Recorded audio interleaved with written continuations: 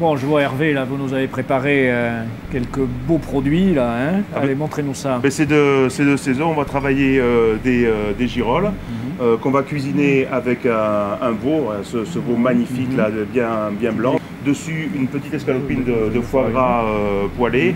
Avec les pommes de terre, on va se faire un croustillant de pommes de terre pour agrémenter ce plat d'un côté un peu crunchy. Et relever la cuisson du veau avec de l'ail et jeter le persil voilà. Au dernier moment dans son jus de cuisson. Alors une viande quand même délicate, qui a moins de goût que le bœuf et qui est tout en subtilité. Ah, c'est tout en subtilité. Alors pour le vin, je crois qu'on va s'appuyer sur cette subtilité de la viande et on va essayer de trouver un vin qui n'écrase pas le plat. Mais par contre, on va essayer de rester dans l'esprit du plat avec le côté terroir, le côté automne qui est amené par les girolles. Alors je pense, moi, si en Languedoc, il y a un cépage qui représente le terroir, pour moi, c'est le Carignan. Donc voilà, on va prendre un vin qui correspond à ces critères. Et puis bon, on va voir, parce que là, pour l'instant, on est dans la théorie. Et après, on va passer à la pratique.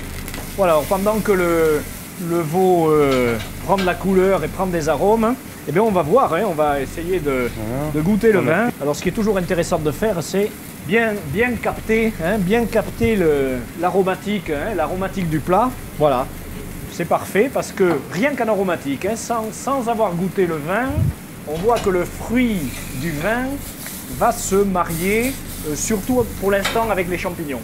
Bon, en bouche, le vin a toujours son fruit. Il a une jolie structure, il a le tonus, la petite acidité qu'amène le cépage. Et je pense que ça ira très bien avec le fondu. Le veau là, il est bien coloré. Bien coloré, bien caramélisé. J'ai rajouté une noisette de beurre. Ouais. Et maintenant, on va mouiller tout doucement. Voilà, avec un bouillon de poule. On va mouiller, mais tout doucement. Tout doucement, oui. Sans l'immerger. Il faut que la vapeur attendrisse les chairs et décolle un petit peu toute... Sans couvercle. Sans couvercle. Ouais. Décolle tous les sucs. Voilà. Et on voit là, il y a la sauce qui commence à... Voilà. Et là, il va libérer ses arômes dans ce jus. Bon, maintenant, le plat se précise. Là, le plat se précise. Le plat se précise. Et là, je crois que, bon, on ne s'est pas trop trompé sur l'alliance aromatique. Donc là, Laurent nous a épluché quelques pommes de terre. Et là, on voulait apporter un petit côté croustillant au plat. Enfin, je suppose que tu as bien réfléchi au plat quand même, parce que le contraste du moelleux de la viande et du croustillant, tout à fait, c'est voulu, c'est pas un hasard. Oui, c'est vrai. Si j'en connaissais autant dans le vin que toi dans la cuisine, je serais fortiche. Est-ce que tu connais la petite astuce pour les appoints de cuisson? Non. Non. Mets ta main comme ça. Oui. On touche ici la paume de la main. Quand c'est comme ça, c'est bleu. On change de doigt. Tu appuies, tu sens c'est un peu plus dur. Tout à fait, parce que j'ai raidi le muscle. Voilà, là c'est saignant. L'autre doigt, c'est à point. Et le petit rikiki, c'est bien cuit. Ça alors, c'est incroyable. Et donc la viande, comme elle se vide de son sang, et ben elle se raidit pareil. Donc ce qui est amusant, c'est que sur les côtés, ça va être très croustillant. Et il garde du moelleux au cœur. Un petit peu moelleux. Bon, c'est quand même un plat où il faut rester devant tout le temps. Il faut rester devant, oui, parce que si on nous le pique, il vaut mieux le surveiller, tu comprends.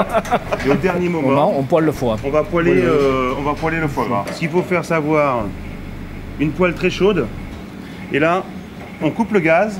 D'accord, ok, voilà. Juste... On va le laisser chanter tranquillement. On va se couper la pièce de veau, disposer quelques girolles. On va saucer maintenant, alors en mettant ou en ne mettant pas l'ail en chemise. Oui, l'ail en chemise, c'est pour chez soi, c'est ça? Voilà. Mais surtout si on reste chez soi. Voilà. Et donc là, on se dispose le croustillant. Et le foie dessus. Et le foie dessus. Un plat de fête, ça. Comme ceci. Voilà. On remet une belle cuillère de sauce pour que ça imbibe un peu. Voilà, un peu le foie et la pomme de terre. On va pas se régaler là? Si, mais allez, mais on y va. Allez, on passe aux travaux pratiques. On va passer aux travaux pratiques. Un couteau et une fourchette, s'il vous plaît. Ah, regardez cette couleur. Et alors là, voilà ce qu'on va faire. Vous voyez le contraste là? C'est magnifique. Le blanc et le noir, là, c'est remarquable. Oui. Déjà, ça donne envie. Alors, ce qui est sympathique, c'est quand on prend et qu'on... Et t'entends le cric. de part en part comme ça croustille. Les tchic, tchic, tchic, tchic, tchic. Bon, le vin, à la conception théorique du plat, semblait intéressant.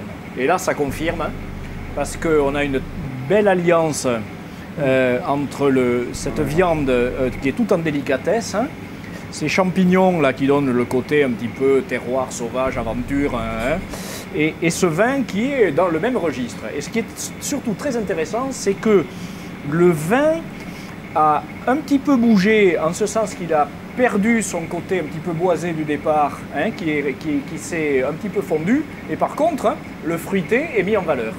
Hein, donc le vin a tout à gagner à la dégustation sur le plat.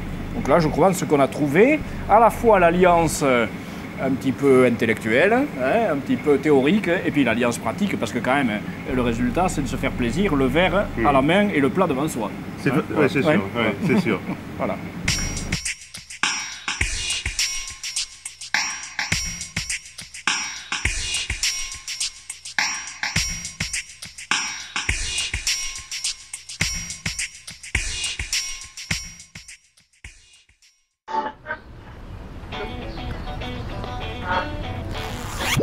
Thank you.